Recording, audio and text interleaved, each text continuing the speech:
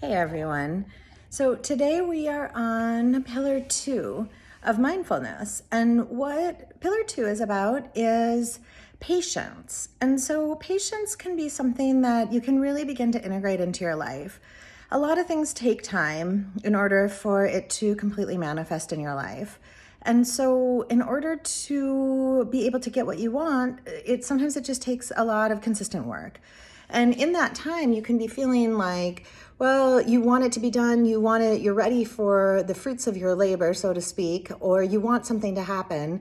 And sometimes the best thing to do is just to relax and know that you're on a journey and enjoy the journey, not always trying to get somewhere, not always trying to find the end of the journey, and enjoy it along the way. So we can get frustrated in a lot of different aspects of our life. I know with little kids that can be hard to have patience.